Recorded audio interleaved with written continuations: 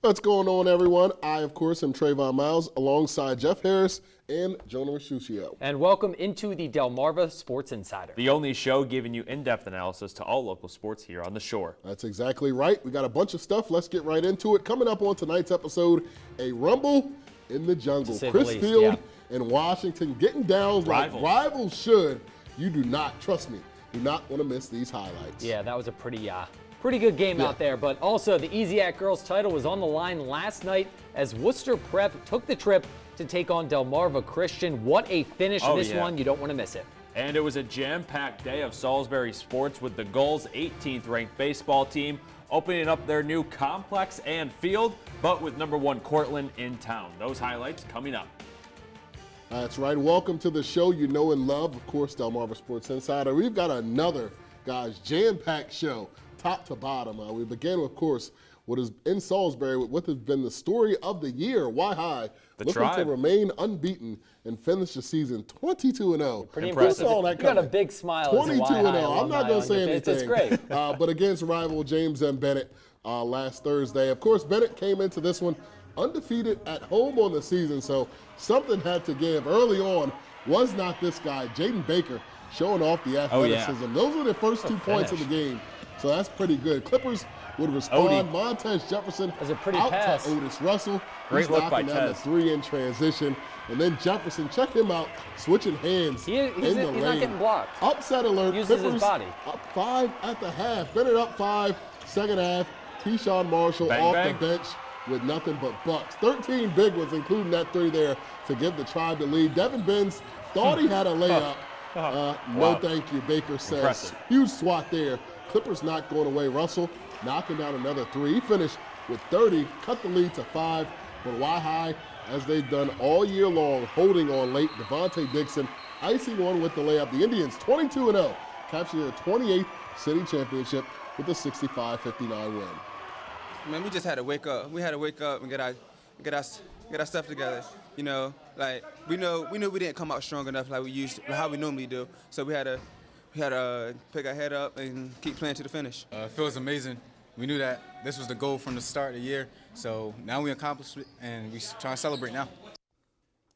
You know, you hear Baker say that was the goal from the start of the year, but really was that the goal from the start of the year? I feel like it's everyone's goal to try to win as many games as you can, but how about that? Got to give the guys credit and the coaching staff for finishing undefeated. The pressure each and every night could have crushed this team.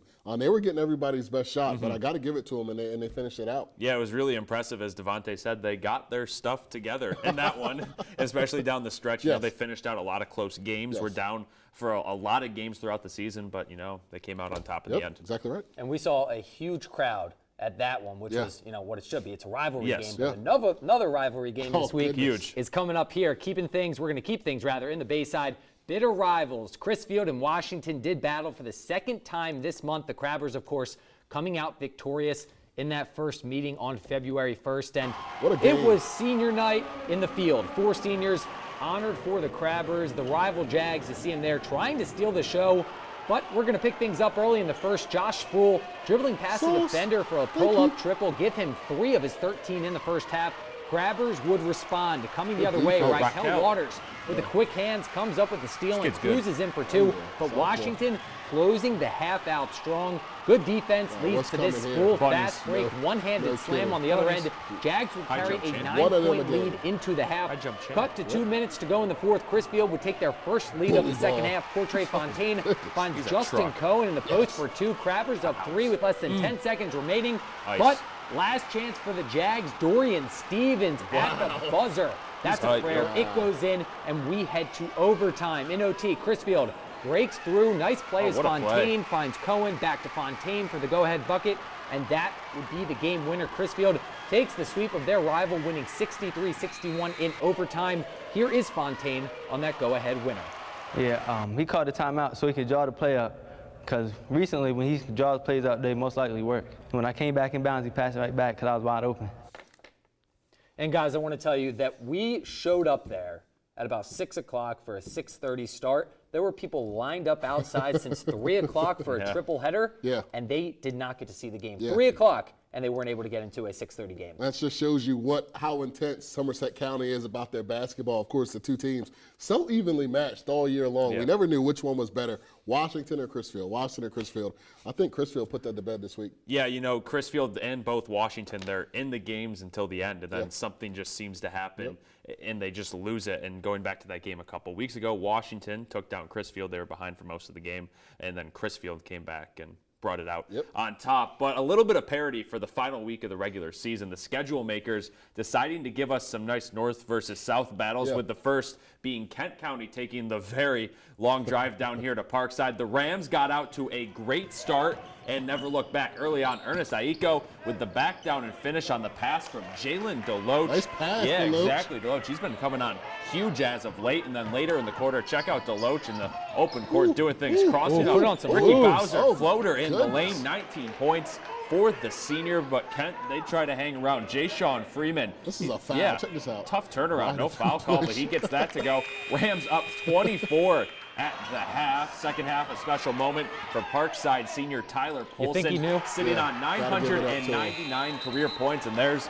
number 1001. Congrats to the transfer. He spent 3 years at Washington doing his final one here in Salisbury. What a moment it meant to him.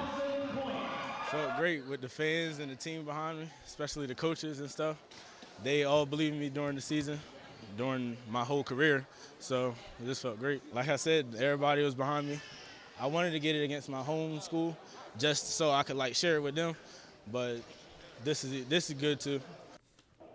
Another north-south battle, senior night in Snow Hill. They took on Colonel Richardson. Eagles getting on the boards first. Check out the big man, Stanley Colburn, taking up a lot of real estate in there. He gets the bucket plus the and one. Lorenzo Turner of Colonel, he's been coming on as of late as a shooter, and he had 4 3-pointers in the first half. Colonel up 1 at the break. Second half, Rayshawn Bain getting a layup. Nice pass, Curtis Blake. I see you. But Speller right back at him from the corner. He's going to knock one down. CR up jumper. 7 after 3. But this has been the story with this Colonel team. They give up leads late, and they let this guy go crazy at the end. Drew Housian, he had 11 points in the fourth quarter alone, and 20 seconds left in the game. Monty Allen going to get the steal. Yeah, he's going to take it the other way for the layup. The Snow Hill goes on to beat Colonel 58-49. Lake Forest also in action, taking on Woodbridge. Lake Forest, Thomas Hoskins going to take the pass and sends it outside to Jason Vasquez, who nails the three-pointer. Vasquez later gets the steal and is going to dish it off to Thomas Hoskins for the layup. Lake extending their lead early on. The Blue Raiders, though, KJ Mosley going to hit a 3 of his own here just before the half. He led all scorers with 24 points on the night. Raiders were trailed by 10 at the half. In the second, Tyron Hammond with the spin move and banks it off the glass, but it was all Lake in the end as Hoskins going to get the layup here, count the bucket plus the foul. He finished with 15 on the night as Lake Forest takes down Woodbridge 67-56, improving to 12-6 on the year. Well, we rebounded a little bit better. That's why we lost on the first time, not rebounding, but we rebounded better this game. We just had to slide, take charges, or stop them from coming down the middle, make them take outside shots so we can get the rebound.